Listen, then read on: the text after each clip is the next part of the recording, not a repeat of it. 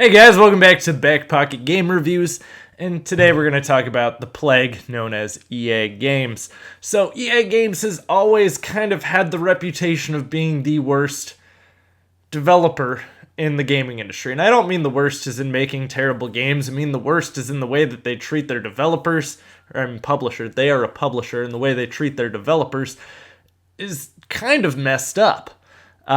Even the way that they kind of treat games as a whole is relatively messed up.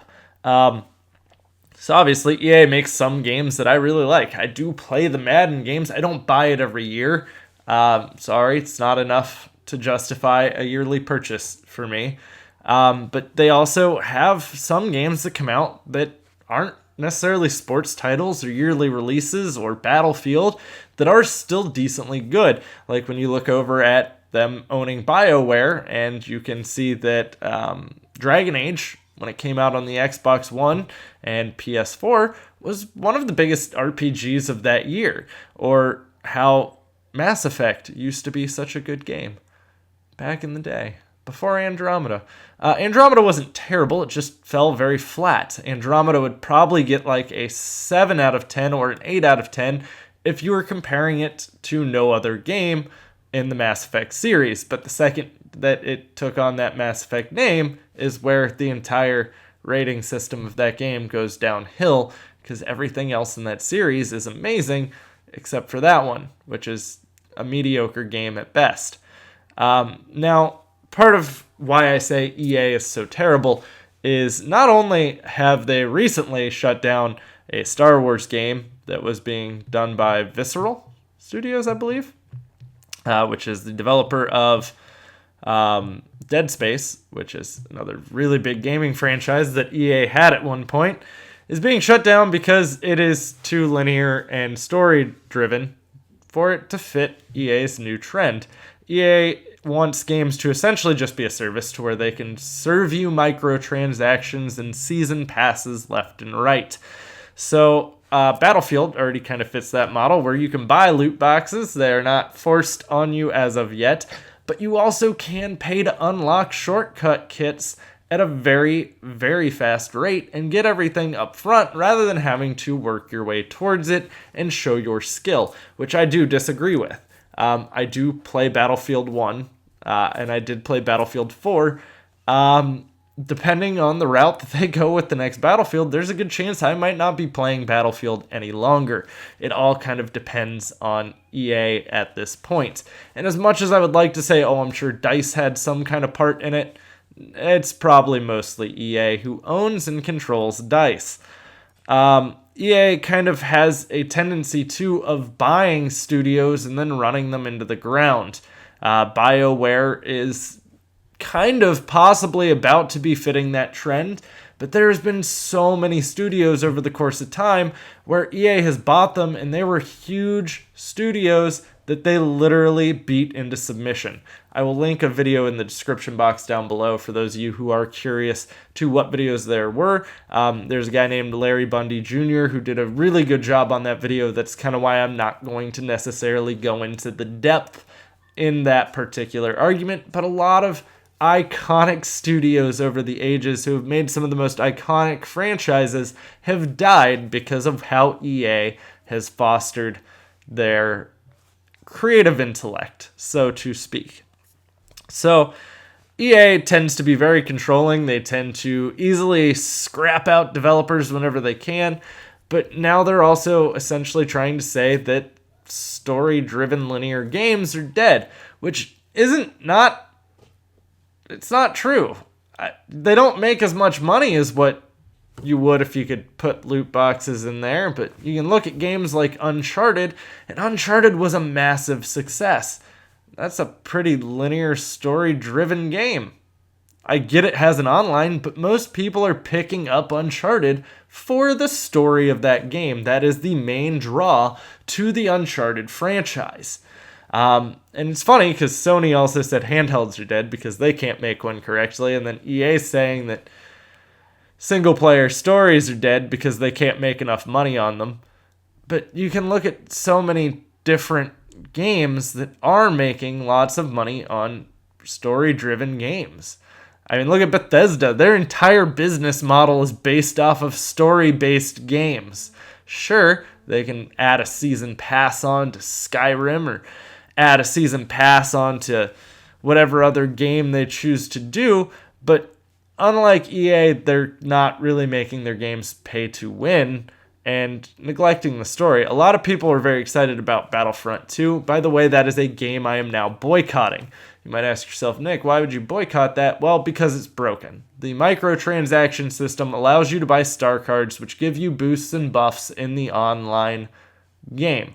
Now, you can earn those by playing as well, but if I'm not very good at the game, I can essentially pay to make myself much better at the game, which I do not like. I am a competitive individual. You have now taken the competitive edge away from me. I do not find that fun that if someone has more money than me, now all of a sudden they can be doing awesome. And EA actually had even discussed that they've seen people drop $15,000 in microtransactions on Mass Effect. How stupid do you have to be to drop $15,000 on one game's online? I get it. That person probably has a lot of money, probably isn't very good at games, bought enough stuff to make himself feel good at games. And I'm not saying all microtransactions are bad. There are some that are fine. Like when you look at Overwatch's loot box system, it's all cosmetic. There is nothing in there that gives me a competitive edge over you just because I dropped some money. EA, however, will gladly give you that competitive edge or unlock stuff faster for you just because you're willing to pay them. Battlefront being a huge part of that. And then we were all super excited because the big complaint out of the original Battlefront was, hey, there was no story mode, and they had to rush the game out because they wanted to get it out in time to hit that buzz of Star Wars releasing. The campaign of this one supposedly is 5 hours long. I'm not saying that you can't have a good campaign even if it's short, but 5 hours is not a campaign. 5 hours is watching 2 movies back to back. A campaign is supposed to grip me. I mean, essentially, that probably means there's like 20, 30 minutes of game after a cutscene and that's it. It's probably mostly going to be cutscenes. I don't know. I'm kind of at that point where I am so done with EA and their Madden Ultimate Team, buy all the stuff you can, and FIFA, we make so much money per year just off of the microtransactions, which FIFA and Madden were honestly 2 of the first games to bring you microtransactions in the amount that they were there. Not necessary for a lot of people, but now you can even look at people like 2K, who now if I want to put different hair on my player, I have to pay you for it. I don't like this. I don't like the way that is going. Again, I'm not even bitter when you do a season pass. So let me explain this. This is how I feel. If you're going to do a season pass, then you shouldn't have microtransactions. Personally, that's how I feel. And if they are microtransactions, they should all be cosmetic. Fine with cosmetics. Have as many cosmetic microtransactions as you want. That doesn't bother me. I don't necessarily need to drop money to decorate my virtual doll. Unless it's a game I'm literally playing all the time, such as Overwatch, then I might drop a little bit of money here and there on it. I'm sure Overwatch has made way more money off of me with their microtransactions than they would have had they had implemented a season pass. But when you look at games like Call of Duty and Battlefield, where we're going to focus more on Battlefield, because Battlefield's a little more pushy about what their microtransactions consist of. Why am I paying over $50 to also buy a season pass if you're also trying to make more money off of the loot boxes? So most of these games have implemented loot boxes and dropped the season pass or the map packs, such as Halo and Gears of War. Gears of War, you can buy the season pass and then you can play all the games or all the maps offline and in horde mode, but you don't need the season pass to be able to play the maps online and play the multiplayer. So essentially they're preventing themselves from fracturing their audience. Same thing with Tom Clancy's Rainbow Six Siege. Again, you can buy the season passes. You don't need them to get the maps. You just get new operators and other things. So they're not fracturing the community that they already have. Like, oh, now you can't play this map because you didn't buy this. But they're giving you an option for them to still make that money and keep their game alive longer by putting in the microtransactions. And I understand games have gotten much more expensive than what they used to be to make. I am sure it does cost quite a bit of money to make a game. But at that same instance, it also shouldn't be you screwing over. You can't tell me it's more than tripled, because that's essentially what you're doing when you add a season pass and microtransactions, is you are trying to triple that income. And I get it, as a company, you want to always grow your income and grow your money that is coming into you, but you could do that by simply just making more games. Whereas now we have less games coming out per year. There are less games that come out every year right now. Most games, they're now indie. Whereas you used to have smaller titles like Naughty Bear, or a lot of smaller titles used to release.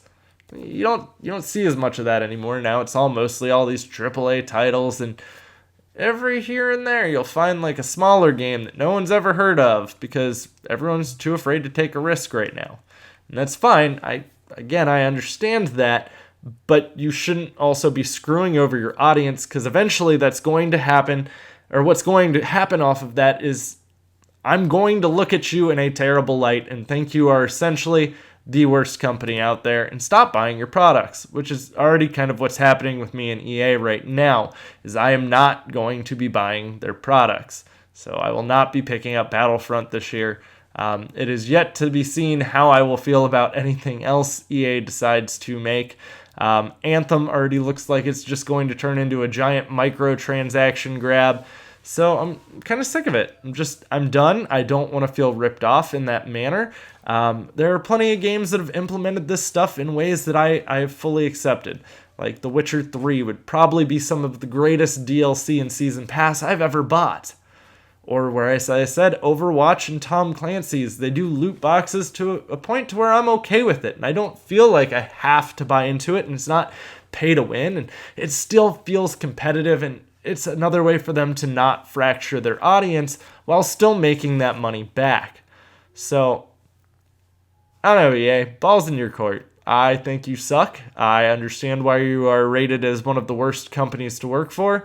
And personally, I hope you make some changes pretty quickly, because I'm not shocked if other people feel the same way as me.